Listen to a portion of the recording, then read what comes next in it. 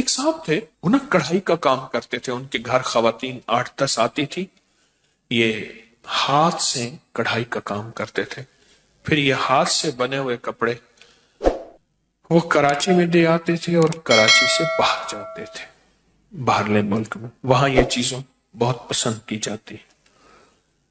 تو ایک دفعہ کہنے لگے کہ ہمارے گھر میں حالات بہت سخت ہیں، کوئی دعا فرما دے۔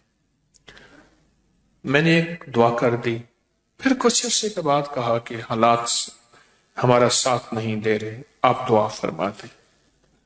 تو میں نے اس طرح آتے رہے اور مجھ سے اپنے حالات، قرضے، بیماریاں، مشکلات، راہیں بند، راستے بند، ناکامیاں، یہ سب بیان کرتے رہے۔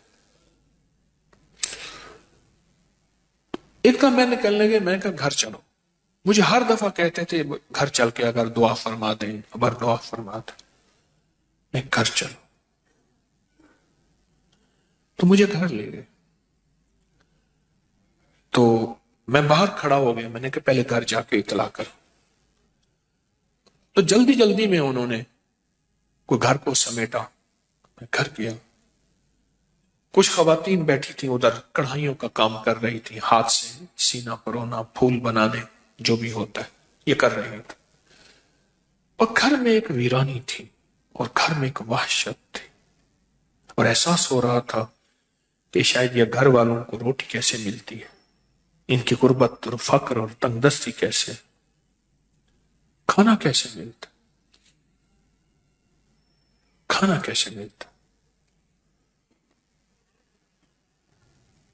تو میں نے ان سے حال حوال پوچھے، تو ان سے کہا جی کاروبار ہمارے پاس بہت ہے، کام بہت ہے، ہم جاتے ہیں کراچی میں، بڑے بڑے تاجر ہمیں بلاتے ہیں، پیسے پیشگی دیتے ہیں، اور ہمیں کہتے ہیں مال ہمیں دیں، وہ کہتے ہیں ہمیں دیں، ہمیں بڑھا چڑھا کے قیمت دیتے ہیں، تو گھر میں کچھ نہیں بچتا۔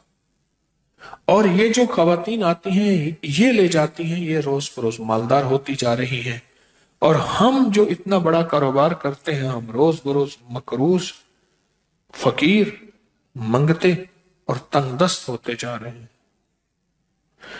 تو کہنے لگے ہم کیا کریں، ہمارے پر مسائل ہیں، پریشانی ہے۔ ہمارے کسی نے کہا کہ جادو ہے، پھر ہم نے اس کے لیے یہ عمل کیا، اس نے اتنے پیسے لیے، کس نے کہا جنات ہیں، کس نے کہا کالی چیزیں ہیں، کوئی اتنا آیا۔ انہوں نے مجھے لمبے چوڑے واقعات سنائے جس میں ذرا سارا خرچہ ہی خرچہ تھا، خرچہ ہی خرچہ تھا، کبھی خرچہ کس نام سے، کبھی خرچہ کس نام سے، کبھی کس نام سے، سارا خرچہ ہی خرچہ تھا۔ میں نے ان سے عرض کیا میں گھر میں قرآن کہاں ہے؟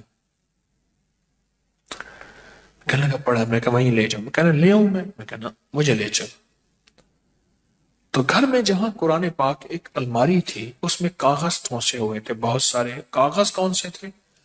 یہ بچوں کی کاپیاں نہیں ہوتی، بچوں کی کاپیاں جس میں یہ ہوم ورک کرتے ہیں بچے، کاپیاں ہوتے ہیں ان میں لکھتے ہیں، ان کے کاغذ، اور پرانے کوئی قاعدے ہوتے ہیں، الف انار والا قاعدہ، یہ چھوٹے چھوٹے ABC والے قاعدے، ان کے ہاں بچے بھی پڑھتے تھے، وہ بچے بھی پڑھا کے ان سے فیس لے کے گزارا کرتے تھے۔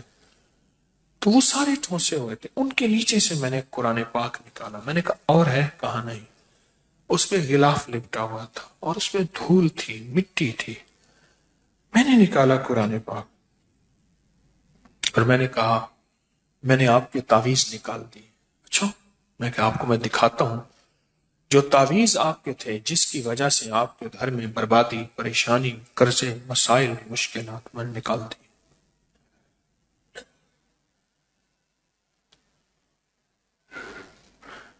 میں نے وہاں بیٹھ کے قرآن پاک کھولا، اس کا جو غلاف تھا اس کو بہت جھاڑا، بہت جھاڑا، اس میں سے مٹی نکلی، اور قرآن پاک بول رہا تھا، یہ پڑھا ہوا ہے، قرآن پاک بول رہا تھا یہ پڑھا ہوا ہے۔ قرآن کے ورق بولتے ہیں ہم پڑھے ہوئے ہیں،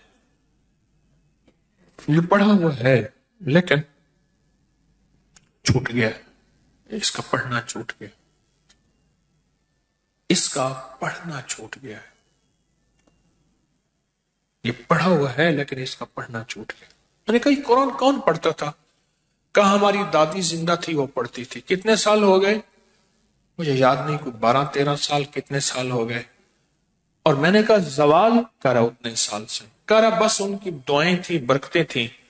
میں نے کہا ان کی دعائیں برکتوں کا یقین ہے مجھے، یقیناً تھی، لیکن ان کی دعاؤں اور برکتوں میں اس قرآن کا ساتھ تھا، اس قرآن کا ساتھ تھا۔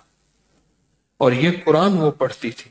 کہنے لگے آپ کی بات ٹھیک ہے، یہ قرآن تھا جس کی دعائیں، جس کی برکتوں سے عرشوں سے فیصلے ہوتے تھے۔ دادی گئی، قرآن لپیٹا، رکھ دیا، اور گھر کے اندر کوئی قرآن کو اٹھانے والا نہیں، کوئی قرآن کو پڑھنے والا نہیں۔